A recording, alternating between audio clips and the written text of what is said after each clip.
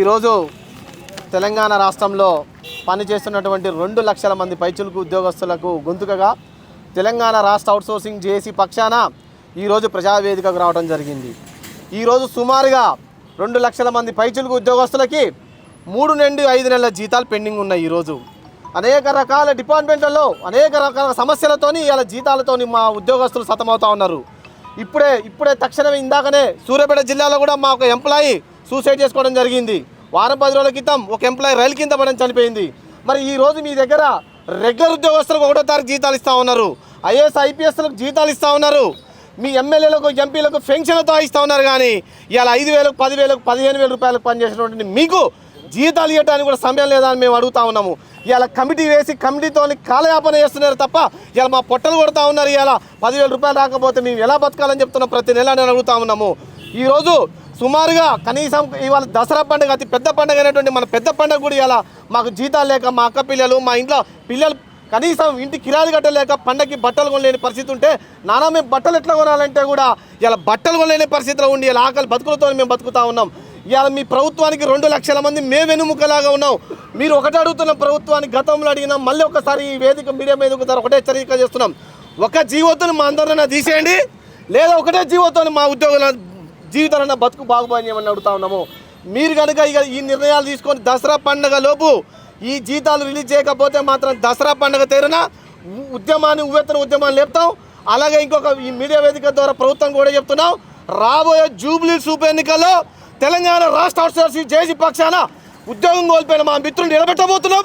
2 లక్షల మంది వచ్చి జూబ్లీస్ ఎన్నికలు పడుకొని ఇంటింటికి నిలబెట్టి మేము మా అభ్యర్థికి మా కష్టాలను కూడా మేము ఇలా తెలియజేసుకుంటాం.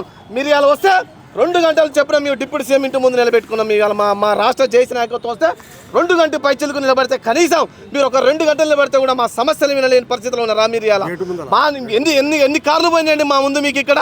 ఇవాళ చిన్నారెడ్డి సారు ఇలా 2 సంవత్సరాల నుంచి తిరిగినాం, చిన్నారెడ్డి సారే బాధపడతా ఉన్నాడు. ఏంటి ఈ సమస్య, మీకు జీతాలు లేని పరిస్థితి అంటే మన గవర్నమెంట్లో ఉన్న వ్యక్తులు మీరు కూడా చేయాలి. మా సమస్యను పరిష్కరించకపోతే మరి ఏం చేయాలి మేము కూడా ఆలోచన చేయండి. ఇలా పొట్ట గాలిపోతా ఉంది మాకు ఇక్కడ 3 నెలల నుంచి 5 నెలలు జీతాలు పెండింగ్ అంటే ఎట్లా బతకాలి మేము ప్రభుత్వాన్ని కూడా ఆలోచన చేయాలని కూడా అర్థం చేసుకున్నాం. ఇది కనుక దసరా వరకు కనుక మాకు జీతాలు వచ్చి రాకపోతే అలాగే ఈ ఏజెన్సీ విధానం కూడా ఆయా ఉత్తరప్రదేశ్లో 11.5 లక్షల మందితో ఇవాళ ప్రభుత్వం అక్కడ ఉత్తరప్రదేశ్లో ఈ ఏజెన్సీలను తీసేసి కార్పొరేషన్ ఏర్పాటు చేస్తూ ఉంటే ఇంకా మీరు ఐఎఫ్ఎంఎస్ పోర్టల్లో ఆన్లైన్ సిస్టంలో పెట్టి మా బతుకులను ఇవాళ రోడ్డు మీద పడేస్తూ ఉన్నారు. ఇది చివరి హెచ్చరిక కూడా ప్రభుత్వానికి మేము జారీ చేస్తా ఉన్నామని చెప్పి రాష్ట్ర అధ్యక్షుడిగా మేము ప్రభుత్వానికి హెచ్చరిక డిమాండ్ చేస్తూ ఉన్నాను. సుమారుగా మేము రాష్ట్రంలో 2 లక్షల మంది పైచిలకు అవుట్సోర్సింగ్ ఉద్యోగస్తులు ఉన్నా ఖచ్చితంగా రాబోయే జూబ్లీస్ ఎన్నికల్లో ఖచ్చితంగా ఇలా చాలా డిపార్ట్మెంట్ ఇరిగేషన్ డిపార్ట్మెంట్లో కానీ ఇంటర్మీడియట్ డిపార్ట్మెంట్లో కానీ ఎక్సైజ్ డిపార్ట్మెంట్లో ఉద్యోగాలు తీసేసారు. ఇలా 10 ఏళ్ళ నుంచి పనిచేస్తూ ఉన్నారు వాళ్ళంతా.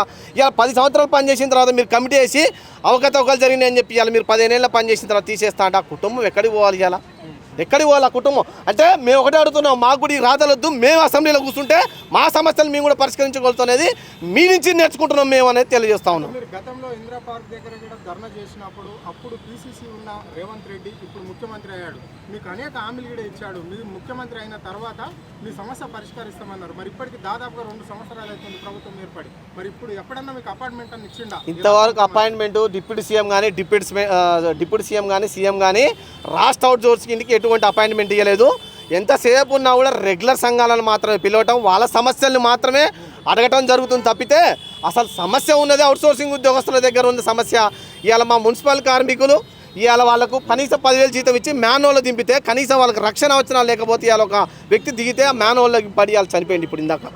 అంటే కనీసం రక్షణ వచ్చినాలు కూడా లేకుండా మీరు మాతో పని చేపిస్తారు కదా, కనీసం అపాయింట్మెంట్ కూడా ఇచ్చే పరిస్థితి లేరా మీరు? అధికారంలో రాకముందు అధికారంలోకి వచ్చిన తర్వాత అధికారం రాకముందు సీఎం రేవంత్ రెడ్డి గారు చాలా హామీలు చేశారు.